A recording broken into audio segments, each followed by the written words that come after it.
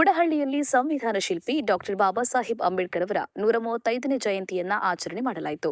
ತಹಶೀಲ್ದಾರ್ ಪೃಥ್ವಿರಾಜ್ ಪಾಟೀಲ್, ಪಟ್ಟಣದ ಅಭಿವೃದ್ಧಿ ಅಧಿಕಾರಿಗಳಾದ ಪಂಕಜ ಎ, ತಾಲೂಕು ಪಂಚಾಯತ್ ಅಭಿವೃದ್ಧಿ ಅಧಿಕಾರಿಗಳಾದ ಬಸಲಿಂಗಪ್ಪ ಡಿಕ್ಕಿ, 135ನೇ ಜಯಂತಿ ಸಮಿತಿ ಅಧ್ಯಕ್ಷರಾದ ಕಪಿಲ್ ದೊಡ್ಡಮನಿ ಅವರು ಡಾಕ್ಟರ್ ಬಿಆರ್ ಅಂಬೇಡ್ಕರ್ ಅವರ ಪ್ರತಿಮೆಗೆ ಮಾಲಾರ್ಪಣೆ ಮಾಡಿ ಗೌರವ ಸಲ್ಲಿಸಿದರು.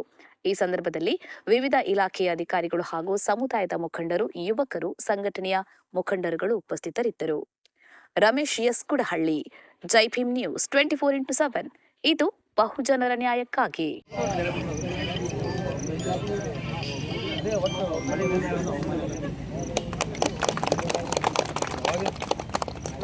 ತುಂಬಾ ಧನ್ಯವಾದ. ನಮೋ ತಸ್ಸ ಭಗವತೋ ಅರಹತೋ ಸಮ್ಮಾ ಸಂಬುದ್ಧಸ್ಸ.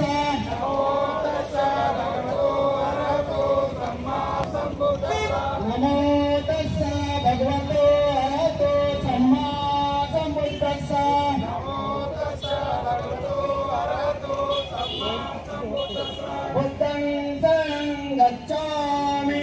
ಬುದ್ಧಂ ಶರಣಂ ಗಚ್ಛಾಮಿ. ಧಮ್ಮಂ ಶರಣಂ ಗಚ್ಛಾಮಿ. ಧಮ್ಮಂ ಶರಣಂ ಗಚ್ಛಾಮಿ. ಸಂಘಂ ಶರಣಂ ಗಚ್ಛಾಮಿ.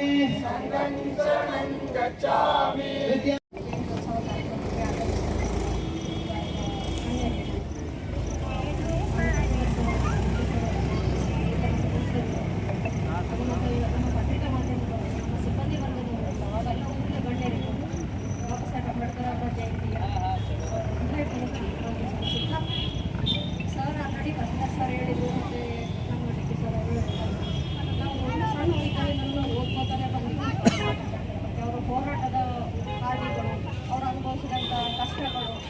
ಅಂಬೇಡ್ಕರ್ ಜಯಂತಿಗೆ ಆಗಮಿಸತಕ್ಕಂಥ ತಮ್ಮೆಲ್ಲರಿಗೂ ಹೃದಯಪೂರ್ವಕ ಸ್ವಾಗತವನ್ನು ಕೋರ್ತಾ, ಇಲ್ಲಿ ಭಾಳ ಜನ ಭಾಷಣದಲ್ಲಿ ಹೇಳ್ತಾರೆ ಏನಂತಂದರೆ, ಜನನ ಮತ್ತು ಮರಣದ ನಡುವೆ ನಾವು ಏನು ಮಾಡ್ತೀವಿ ಅದು ಅಮರವಾಗಿರ್ತದೆ ಅಂತೇಳಿ.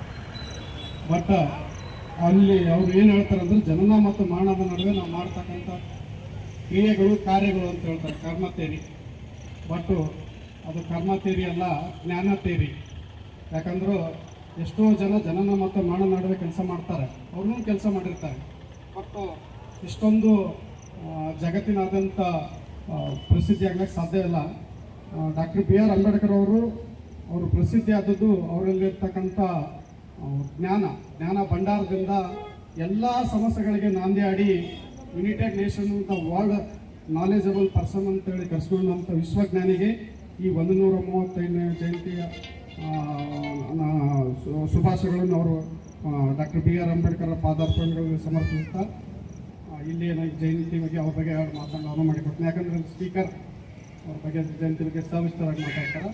ಅವೆಲ್ಲರೂ ತಹಸೀಲ್ ಕಚೇರಿಗೆ ಆಗಮಿಸುತ್ತಂತೇಳಿ ಮಾತಾಡ್ತೀನಿ.